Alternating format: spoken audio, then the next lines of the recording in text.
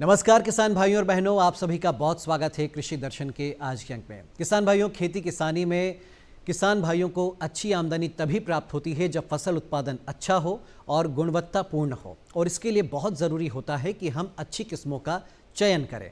तो आज के कार्यक्रम में हम इसी विषय पर बात करेंगे और आपको बताएंगे कि आलू की फसल लेते समय किस्मों का चयन किस प्रकार करें, उनमें क्या सावधानी रखनी चाहिए और अच्छी गुणवत्तापूर्ण फसल आपको कैसे मिले। इसके अलावा किसान भाइयों, हम बात करेंगे रबी के मौसम में उन्नत मक्का की खेती कैसे की जाए, ये क्यों लाभप्रद होती है और इससे आप किस प्रकार से बीज उत्पादन कर सकते हैं। तो इन दोनों विषयों पर हम चर्चा करेंगे, लेकिन कार्यक्रम की हम शुरुआत करते हैं आलू की गुणवत्तापूर्ण फसल कैसे ली जाए और इसकी प्रोसेसिंग कैसे हो, या फिर इसकी किस्मों का चयन करते समय हमें कौन सी सावधानियां रखनी चाहिए। इस बारे में विस्तार से जानकारी दे रही हैं संध्या बाकोड़े जी। आप तकनीकी अधिकारी हैं छिंदवाड़ा के आंचलिक कृषि अनुसंधान केंद्र में।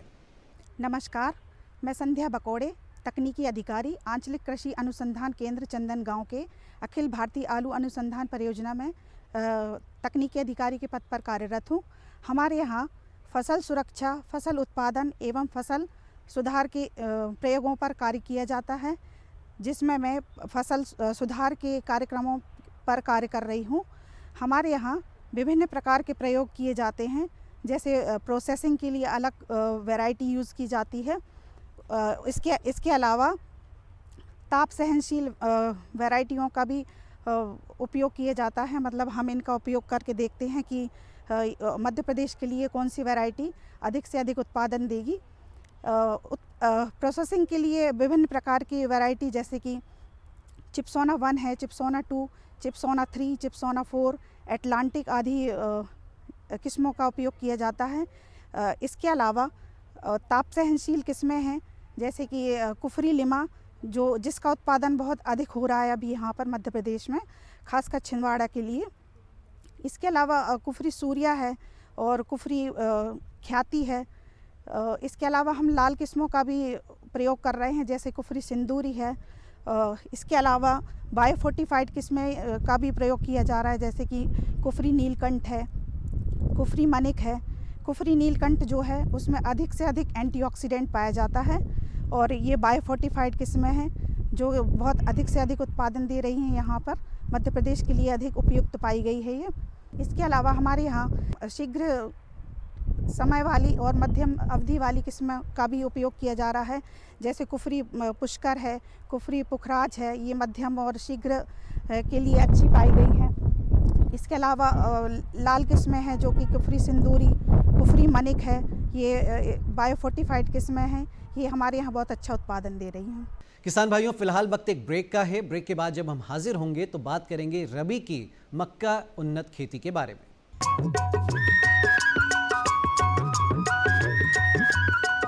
अरे सुन तो। मुझे क्या सुनाना चाहते हो? जो सुनाओ मेरी सौतन को। किसको? अरे वही तुम्हारा मोबाइल फोन, जिससे सुबह शाम दिन रात चिपके रहते थे और कहते थे किसान कॉल सेंटर से बातें हो रही हैं। अच्छा, ये बात है। हाँ, क्यों? क्या हुआ? अब बात नहीं होती क्या? अब तो झट से बात हो जाती है। संबंधी समस्याओं का अपनी भाषा में तुरंत हल पाने के लिए पूरे भारत में किसी भी फोन से हेल्पलाइन नंबर पर संपर्क करें। किसानों का दोस्त किसान कॉल सेंटर।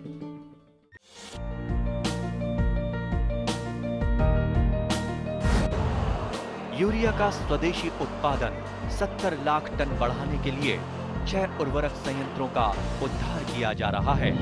FCIL के गोरखपुर, सिंदरी, तलचर और रामागुंडम संयंत्र, HFCL की बरौनी इकाई और BVFCL की नामरू 4th। सोने पर सुहागा ये है कि देश में अब बनेगा सिर्फ नीम लेपित यूरिया, क्योंकि इससे होगा किसानों का फायदा ही फायदा। अनाज का उत्पादन 10% तक बढ़ेगा। बढ़ेगी 10 से 15% नाइट्रोजन क्षमता।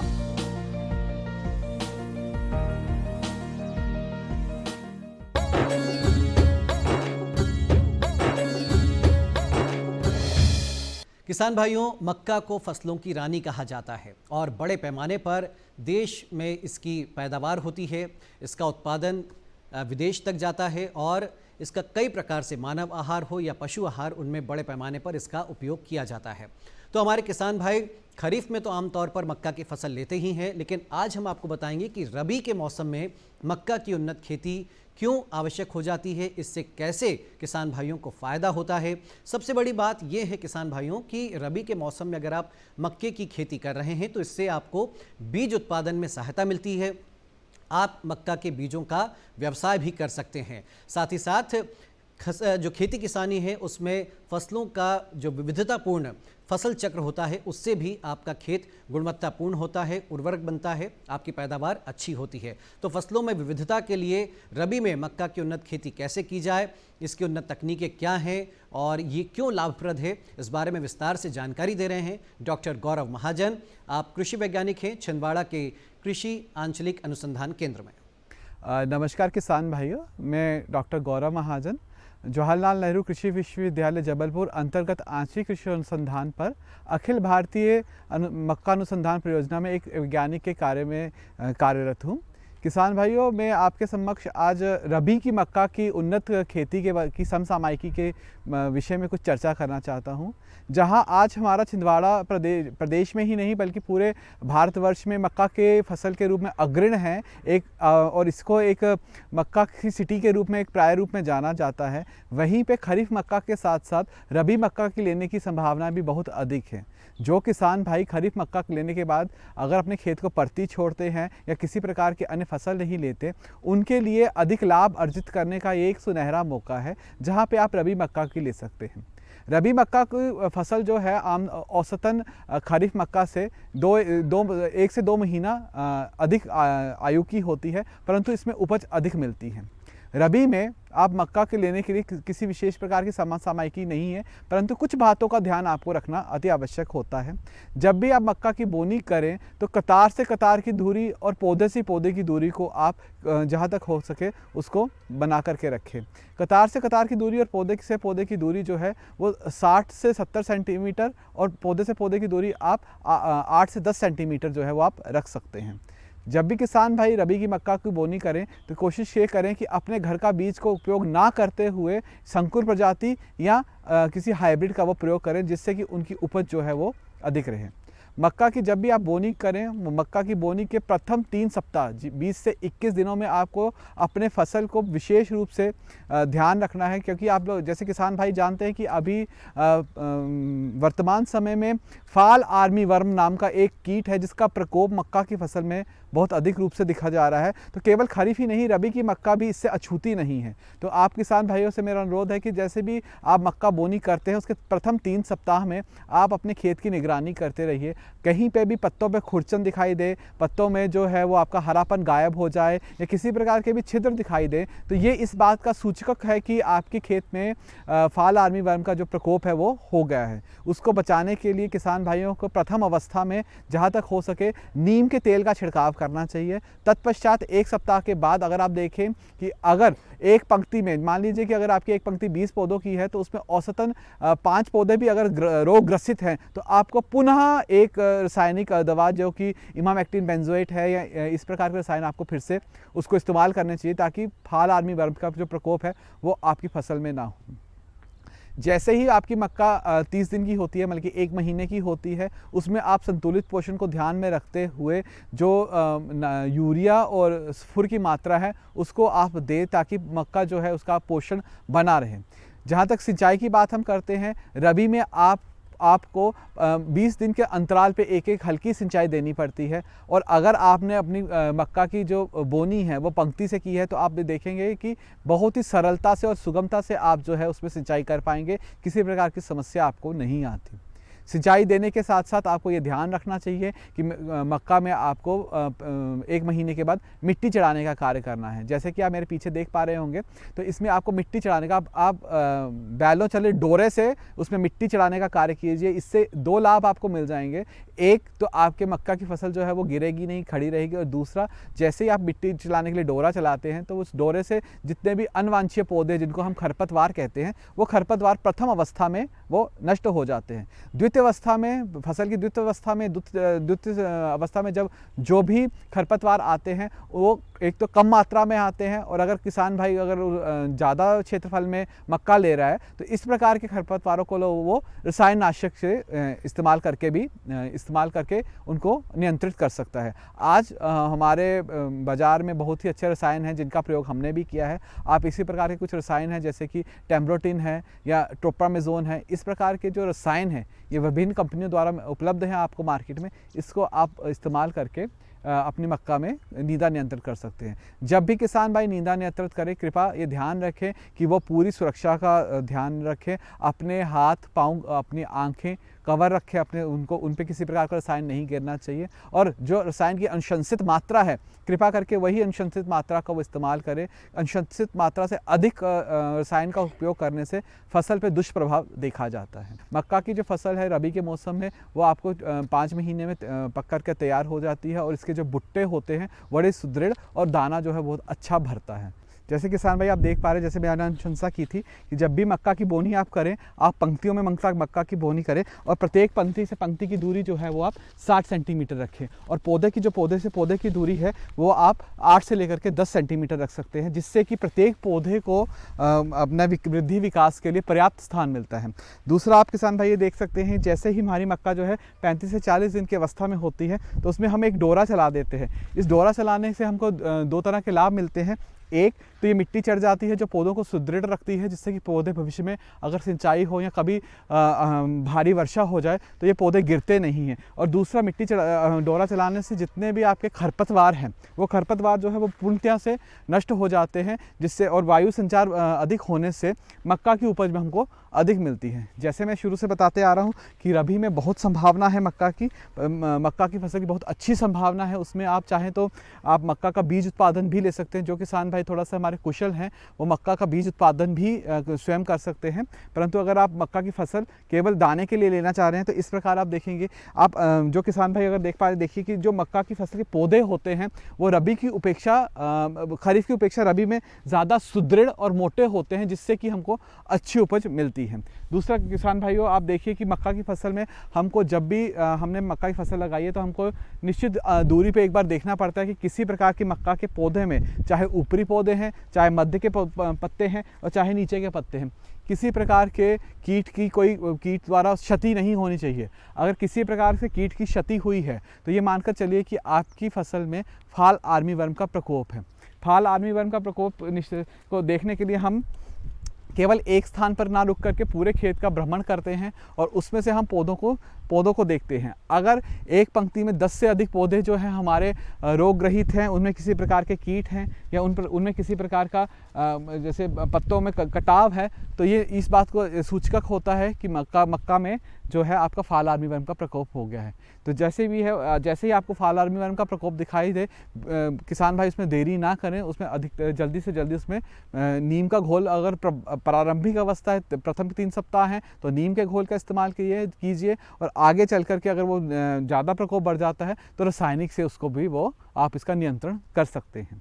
इसके अलावा आपको जितनी भी खाद देनी है मक्का के उसको आपको कोशिश कीजिए कि 3 भागों में हमको खाद देनी चाहिए। सबसे पहले बुआई के समय आधी मात्रा की जो नाइट्रोजन है, चाहे वो आप यूरिया के माध्यम से दे, चाहे वो DAP के माध्यम से दे, जो आपको उपलब्ध हो दे सकते हैं। आधी मात्रा आपको बेसल बुआई के समय देनी है।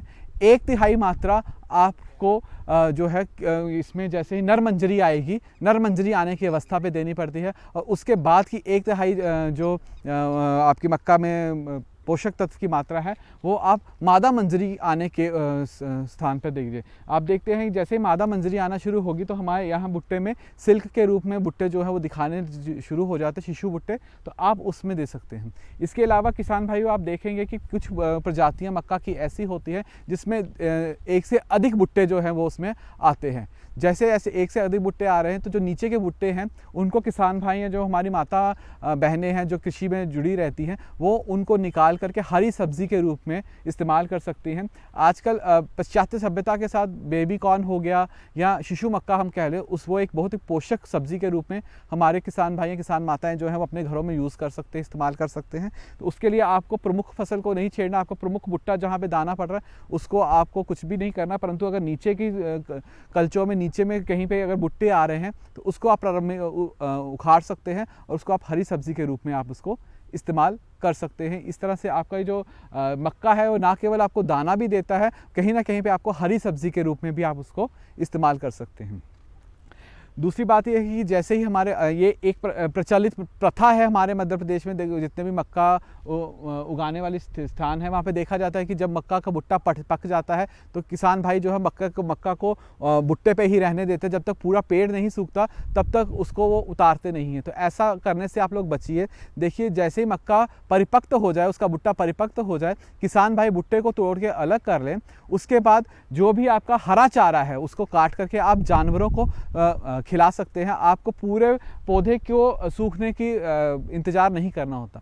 आज जितनी भी प्रजातियां हम लोग शोध से निकालते हैं, उन सब प्रजातियों में हम इस बात का विशेष रूप से ध्यान रखते हैं कि किसान भाइयों को मक्का की फसल में किसान भाइयों को मक्का के भुट्टे की उपज के साथ साथ जो मक्का का हरा चारा है वो जानवरों के लिए उपलब्ध रह सके। और वो इसलिए जो भी हमारी प्रजातियां हैं वो अंत तक हरे रंग लंबे समय तक हरे रूप में रहती हैं। तो किसान भाई ये गलती ना करे कि भुट्टे को पौधे पे ना सूखना दे करके भुट्टे को पहले तो जैसे सूखता है उसको तोड़ लें, और जो आपका मक्का का पौधा है उसको हरे के चारे के रूप में आप जानवरों के लिए इस्तेमाल कर सकते हैं। धन्यवाद। किसान भाइयों, अब आप देखिए खबरें खेती की। नमस्कार किसान भाइयों, खबरें खेती में आपका स्वागत है। आइए नजर डालते हैं आज की खास खबरों पर। ग्रीष्मकालीन मूंग की फसल के लिए मिलेगा नहरों से पानी। शाजापुर जिले में कृषक प्रशिक्षण का आयोजन। कृषि मंत्री फिर पहुंचे किसानों के खेत में। प्रदेश में बनेंगे कृषि उत्कृष्टता केंद्र और केवीके को प्रदाय की गई सिरोही नस्ल की बकरियां। और अब खबरें विस्तार से। जल संसाधन मंत्री श्री सिलावट ने हरदा और नर्मदापुरम जिले के किसानों के लिए ग्रीष्मकालीन मूंग की फसल के लिए 25 मार्च से तवा डैम से नहरों में पानी छोड़ने के निर्देश अधिकारियों को दिए हैं। उन्होंने कहा कि मुख्यमंत्री श्री शिवराज सिंह चौहान के नेतृत्व और कृषि मंत्री श्री पटेल के प्रयासों से कोरोना काल में भी ग्रीष्मकालीन मूंग की फसल के लिए तवा डैम से पानी छोड़ा गया था। श्री सिलावट ने कहा कि किसानों को नहरों से 2 बार में पिछली दफा से अधिक पानी उपलब्ध कराया जाएगा। कृषि मंत्री श्री पटेल ने कहा कि इस बार ग्रीष्मकालीन मूंग की फसल के लिए 2 दिवसीय तवा उत्सव मनाकर किसानों को तवा डैम के माध्यम से पानी नहरों में उपलब्ध कराया जाएगा। कृषि मंत्री श्री पटेल ने किसानों से अपील की है कि सिंचाई विभाग ने ग्रीष्मकालीन मूंग की फसल के लिए जो कमांड एरिया तय किया है उस क्षेत्र के किसान मूंग की फसल की बोवनी करें। शाजापुर जिले के किसान कल्याण तथा कृषि विकास विभाग और कृषि विज्ञान केंद्र द्वारा कृषि प्रशिक्षण और कृषि संगोष्ठी का आयोजन किया गया। इस अवसर पर कृषकों द्वारा मिट्टी परीक्षण, उद्यानिकी, मसाला फसलें, गेहूं की उन्नत खेती, संतरा उत्पादन और औषधीय फसल उत्पादन तकनीक से संबंधित अपने प्रश्नों को विशेषज्ञों से पूछा गया, जिसकी जानकारी उप संचालक कृषि Kamal Singh Yadav, doctor GR Ambawatiya, doctor Mukesh Singh और डॉक्टर सुधीर धाकड़ द्वारा किसानों को दी गई। महाशिवरात्रि महापर्व पर जहां एक और बम बम भोले के जयकारे गूंज रहे थे, वहीं अन्नदाता के खेतों में फसलों का निरीक्षण करने कृषि मंत्री कमल पटेल अपने चिर परिचित अंदाज में पहुंचे। महाशिवरात्रि पर्व पर हरदा जिले के विभिन्न धार्मिक आयोजनों में भाग लेने के साथ ही कृषि मंत्री श्री पटेल किसानों के खेतों में पहुंचकर अन्नदाता और उनकी फसल का हालचाल जान रहे थे। वहीं वे एक विशेषज्ञ के रूप में खेत में खड़ी फसल का निरीक्षण भी कर रहे थे। मध्य प्रदेश में ये पहला मौका नहीं है जब मंत्री पटेल किसानों के खेतों में पहुंच रहे हों। उन्हें जब भी समय मिलता है वे किसानों के खेत में औचक निरीक्षण करने पहुंच जाते हैं। फसलों को प्राकृतिक आपदा से नुकसान हो गया हो या फिर खेत में लहलहाती फसल ही क्यों ना खड़ी हो, उनका एक किसान मंत्री के रूप में किसानों के प्रति प्रेम उमड़ ही पड़ता है। वे अक्सर किसानों से अपील करते हैं कि उनके रहते किसान भाइयों को किसी प्रकार की चिंता करने की जरूरत नहीं है। हर संकट की घड़ी में वह उन्हें अपने बीच ही पाएंगे। मैं मंत्री बाद में हूं, पहले किसान हूं। मुख्यमंत्री शिवराज सिंह चौहान ने इजराइल द्वारा प्रदेश के 2 जिलों छिंदवाड़ा और मुरैना में संतरे एवं सब्जी उत्पादन के प्रकल्प से जुड़ने के पहल की प्रशंसा की है। सिंचाई क्षेत्र में भारत और इजराइल द्वारा मध्य प्रदेश के बुंदेलखंड अंचल में जल परियोजनाओं पर कार्य किया जा रहा है। मुख्यमंत्री श्री चौहान को श्री शोशानी ने बताया कि इजराइल का भारत के 29 कृषि उत्कृष्टता केंद्रों में से 2 केंद्र मध्य प्रदेश में स्थापित करने का प्रस्ताव है। इसमें छिंदवाड़ा में संतरा उत्पादन एवं मुरैना में सब्जी उत्पादन को बढ़ावा दिया जाएगा।